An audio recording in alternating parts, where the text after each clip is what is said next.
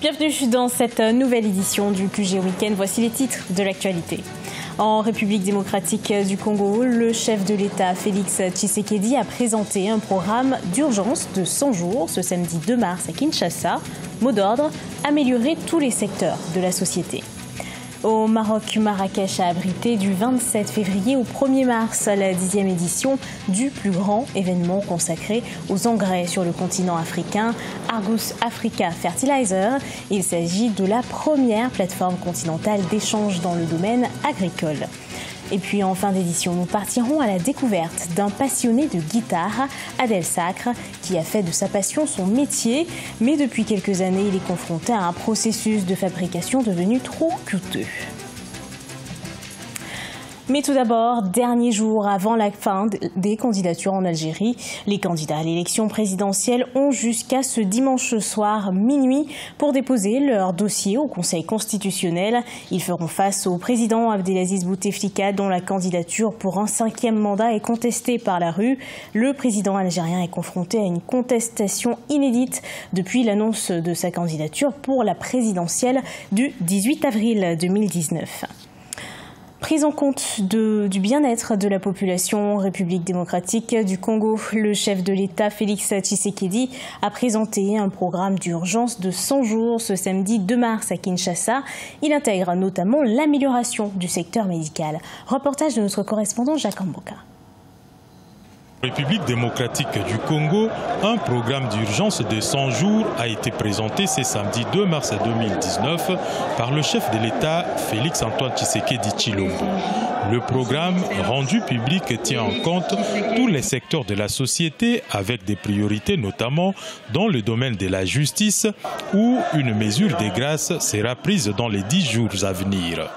Dans les 10 jours, je vais prendre une mesure de grâce présidentielle au bénéfice des prisonniers politiques ayant été condamnés par des décisions foulées en force de choses jugées. Le programme d'urgence des 100 jours du président Félix Tshisekedi accorde par ailleurs une place des choix au bien-être social de la population, particulièrement dans le secteur de la santé qui nécessite un coup de pouce rapide. Des travaux de construction de nouvelles unités de santé, mais aussi la réhabilitation de plusieurs autres sont annoncés. Pendant ces 100 jours, il sera procédé à la réhabilitation de certains hôpitaux de référence retenus dans le programme, comme l'hôpital Mama Yemo à Kinshasa et les cliniques universitaires également à Kinshasa. Le chef de l'État a aussi évoqué le lancement des travaux de réhabilitation de certaines voies routières dans la capitale et dans les grandes villes du pays. Pour ce faire, le temps a été lancé à l'occasion de la présentation de ces programmes d'urgence, considérés par beaucoup comme le point de départ de réalisation du projet de société pour lequel Félix Tshisekedi a été élu le 30 décembre 2018. La dette publique de l'État congolais pourrait faire l'objet d'un accord entre Pékin et Brazzaville. Au Congo, 35% de la dette publique est détenue par Pékin. Elle atteint 110% du PIB, un pourcentage qui empêche au pays depuis 2017 d'obtenir un financement du FMI pour relancer son économie. L'aboutissement des négociations entre Pékin et Brazzaville est une condition nécessaire à un possible financement par le FMI. Reste tout de même un autre défi majeur, la négociation de la dette des traders pétroliers. Ils détiennent 30% de la dette publique du pays. Retour de la taxe vicinale au Gabon. Elle concerne les Gabonais âgés de 18 ans et plus. L'objectif, soutenir le développement des collectivités locales. Cet impôt n'a pas été collecté depuis une décennie dans le pays. Nathalie Mo. La restauration de la taxe vicinale est un axe de la politique générale du gouvernement au Gabon. Une mesure présentée par le Premier ministre Julien Kogebekale comme un moyen d'élargir l'assiette fiscale. Selon les autorités, cette redevance s'imposera aux résidents gabonais âgés de 18 à 50 ans pour des taux allant de 2 500 francs CFA à 4 000 francs CFA. Dans un contexte économique marqué par une inflation qui s'explique grandement par le coût du logement, compte tenu de l'augmentation du prix du gaz, de l'électricité et de l'eau. La remise au goût du jour du paiement de la taxe vicinale pourrait, sur le plan social, ne pas être très appréciée.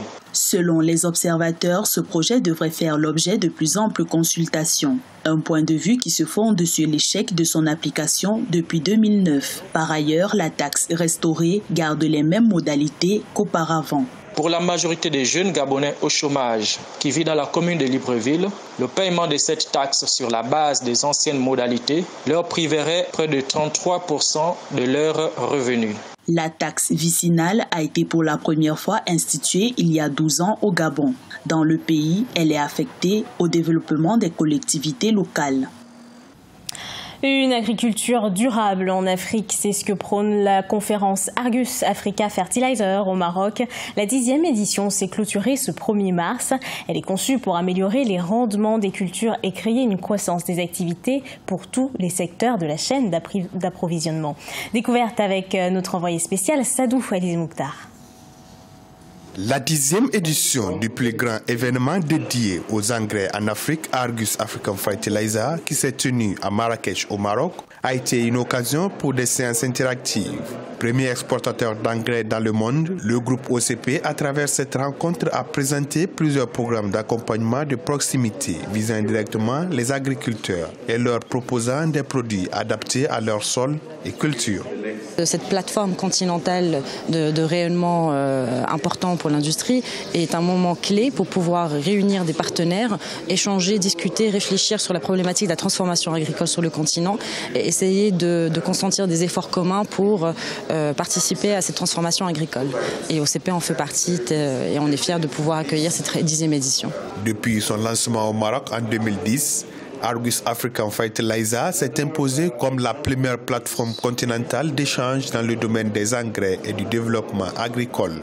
Rencontres B2B, séances de réseautage, mais aussi un lieu pour accéder à un réseau de distributeurs et d'agriculteurs en Afrique.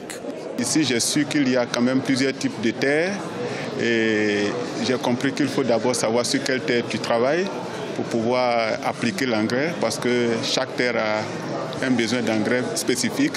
Donc vraiment, ça a été une découverte pour moi et ça m'aidera beaucoup dans l'avancement de mes activités agricoles. À noter que plus de 400 acteurs clés représentant toutes les parties prenantes du secteur ont répondu présent cette année, principalement des producteurs mondiaux, des distributeurs régionaux, des instituts financiers et des organisations non gouvernementales.